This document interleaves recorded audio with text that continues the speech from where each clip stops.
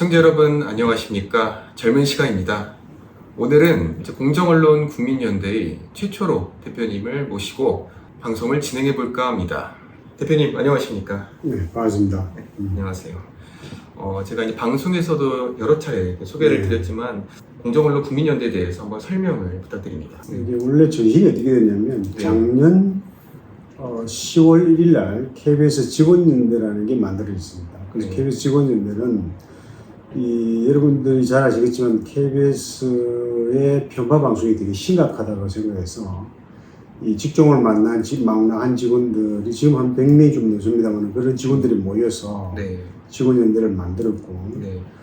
그렇게 활동을 하다 보니까 이게 불공정 편파 방송이 KBS만이 아니고 5개 공영 방송과 마찬가지라 생각해서 확대하자 해가지고 다른 방송사들하고 좀 의논을 했었고 네. 이 국내 방송 환경을 좀 더 공정한 환경을 만들자 뭐 이런 취지로 활동을 시작하고 있는 단체라고 보고 있습니다. 지금 뭐 시청자분들께서는 요즘 뭐 TV를 안 보시고 다 대부분 네. 유튜브로 뭐 정치를 접한다. 이 공영방송이 공영방송 같지가 않다. 네. 너무 편파적이다. 이렇게도 말씀을 하시거든요. 그렇죠, 그렇죠. 사실상 지금 공영방송들이 민주당의 입장을 대변한다. 뭐 이런 지금 평가까지도 받고 있거든요. 네. 어떻게 이런 상황까지 이렇게 공영방송이 이렇게 오게 됐는지 한번 궁금합니다. 문재인 정부가 들어서고 난 뒤에 그 사장부터 해서 주요 간부가 문재인 정권 앞에서 임명된 분들이 있을 거잖아요. 이분들을 전부 다 교체를 하게 됩니다. 그러니까 지금 뭐 민주당이나 이런 쪽에서 공영방송의 사장 임기를 보장하라고 얘기를 하고 있잖아요. 근데 그 당시 본인들 임기를 보장하지 않았죠. 아, 그 당시 인기가 다 중간에 사퇴 그렇죠. 압박을 한 건가요? 왜냐면 언론노조가 중심이 된 언론노조 단위 사업장들이 KBS, MBC, 연합, 뭐 YT 이런 데서 소위 말해서 물리력을 동원해서 파업을 동원해서 사장을 쫓아내는 거죠. 그 소장을 쫓아내고 난 뒤에 인기가 남아 있습니다만 남아 있음에도 불구하고 쫓아내고 난 뒤에 이 방송사의 사장부터 해서 경영진, 주요 취재부서의 이 간부들이나 일선 지혜자들을 대부분 다 거의 모두 다 대부분 언론노조 소속, 언론노조 핵심 인력들로 바꾸는 거죠. 네.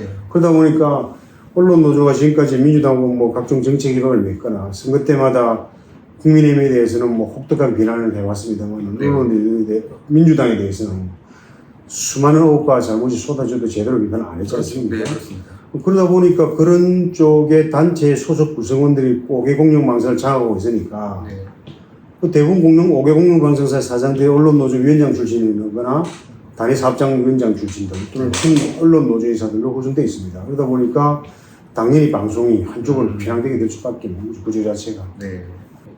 이번에 공원련에서 활동을 했던 것 중에 하나가 블랙리스트 관련해서 기자회견도 여셨고 국회에서 토론회도 한번 여셨잖아요. 맞습니다.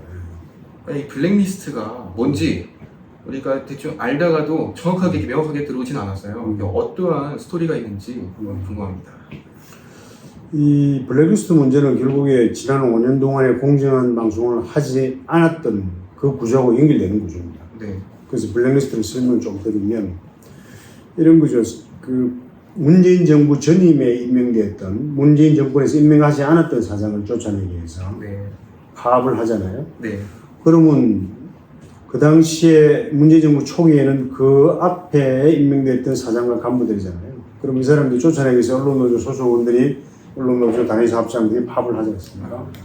그러면 자 파업을 할 때 뭐라고 하냐면 공공연하게 사내 게시판에 전 직원들에게 보는 게시판에 이 파업에 동참하라. 네. 사장을 쫓아내는 파업에 동참하라. 네. 그리고 쫓아내지 않으면은 여러분은 부역자다. 부역자라는 거는 사전적인 굉장히 세요. 이 정권 전복을 위해서 부역하는 뭐 이런 거예요. 그 정도로 엄청난 의미를 가지고 있습니다. 그래서 그런 부역자들의 다름 아니다는 걸 해요. 그리고 만약에 이 파업에 동참하지 않고 지속할 경우에는 불이익을 받을 수 있을 거라는 걸 암시합니다. 그리고 파업에 실제 주도적으로 참여한 사람의 이름도 올리고 한쪽에는 그렇게 이제 계속 압박하는 거죠. 참여한 사람이 이렇게 늘어나고 있다. 그리고 참여하지 않는 사람은 또다시 명단을 만들어서 그런 어쨌든 범법자에 가까운 이미지를 형성하고 불이익을 줄 거라 하잖아요.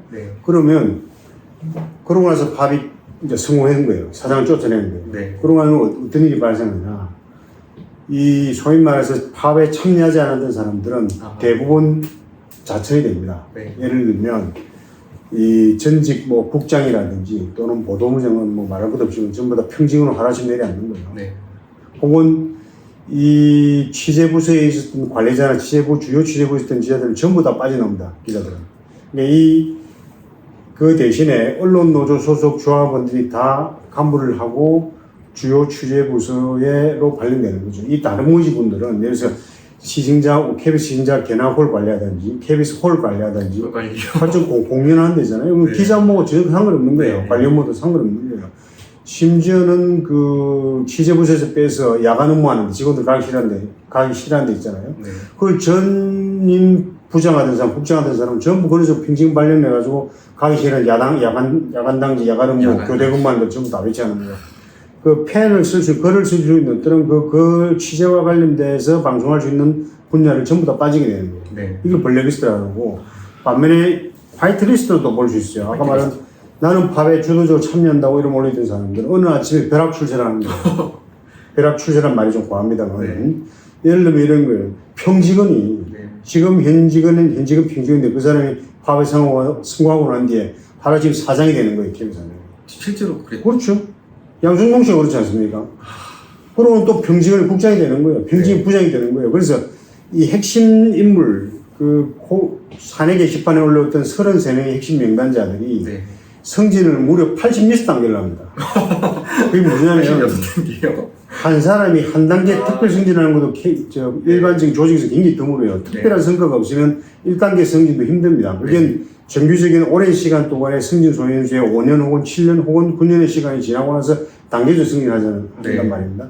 사장이 바뀔 때에서 느닷없이 한 단계씩 승진하는 것도 굉장히 드물어요. 명확한 실적과 성과가 있지 않고는 불가능합니다. 네. 그런데 그 33명은 뭐냐면 평균 2.6단계씩 승진하는 거예요. 이러니까 방송은 뭐냐면, 그러니까 이렇지 않습니까? 이게 그 간부라는 거는 그냥 하루아침 만들어지는 게 아니고, 네. 오랜 시간을 동안을 자기가 평직원으로서 또는 중앙관리자로서 또는 상급관리자로서의 이 기간을 거치면서 경험과 경륜과 안목들이 키워집니다. 그렇잖아요. 오늘 하루아침에 삼성전자에 그 임원을 할 수 없는 거 아닙니까? 네. 어떻게 해서 그런 분이 글로벌 시장에 가서 세계를 무대로 경쟁에서 이길 수 있겠습니까? 그렇잖아요. 그럼 국내 방송국도 마찬가지지 않습니까? 이렇게 지금 외국에서도 많은 미디어들이 들어와 있고, 국내 방송사들도 방송 지상파, 또 케이블사, IPTV까지 경쟁이 치열하잖아요. 네. 어떻게 이렇게 준비되지 않은 사람이 하루아침에 사장을 하고 하루아침에 고위간부를 하면서 어떻게 경쟁력이 확보될 수 있습니까? 네. 결과적으로 MBC, KBS 같은 경우는 그런 체제에서 3년 내리 적자를 맞아요. 사장 초일입니다. 3년 내리 적자가 맞는 건. MBC 최성호 사장은 1,500인가 적자를 맞았지 않습니까? 그 당시에. 그 본인도 한결로 연임 도전하지 않았었어요. 네. 그러니까 결국에 방송은 편파 방송, 경영 실적은 최악으로 빠지는 거죠. 그런 구조에 만드니까. 저는 그런 구조를 어떻게 해서 문재인 정부가 그런 인사를 할 수 있는지 이해가 할 수 없어요.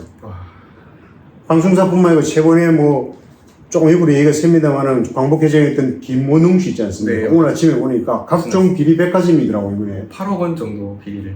비리 종합 23회예요. 네. 어떻게 그런 기본 자질이 안 된 사람을, 그런 인간을 어떻게 광복회장으로 앉히고, 네. 어떻게 그렇게 준비되지 않은 사람을 민주당을 지지했다는 이름으로 공룡관에 사장을 앉히고 본부장을 앉히고 그럽니까? 그걸 갖다가. 그게 블랙리스트의 실체고 블랙리스트의 후유증입니다. 그게.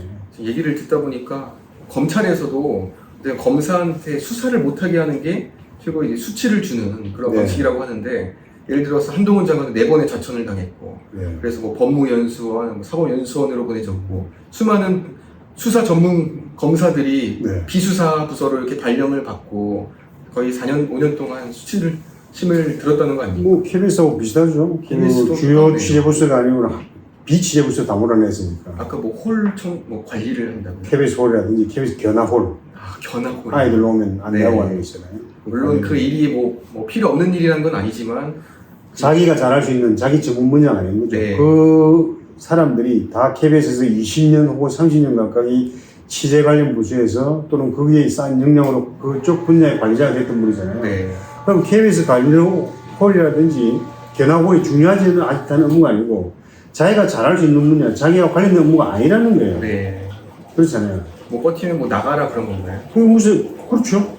그게 싫으면 나가라는 거죠. 제가 그 최초로 대표님께서 그동안 얼마나 많이 답답하셨고 억울한 일도 정말로 많으셨을 텐데 지금 그 뜻을 하는 분들이 조금씩 늘어나서 네, 지금 회원이 몇 명?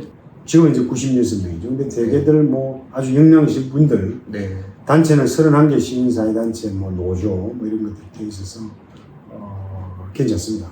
혹시 여기가 이제 새로운 사무실, 예. 이제 사무실 운영비도 꽤 나갈 텐데요. 그 이제 저희가 어렵게 그 단체를 만들고 그리고 이제 지난 7월 1일이죠. 일요일 날 정부에 등록을 했어요. 네. 비영리 예비단체로 등록을 했는데 어려움은 있지만 그래도 십실반 도움을 통해서 네. 잘 대처해 나가려고 그러죠. 네.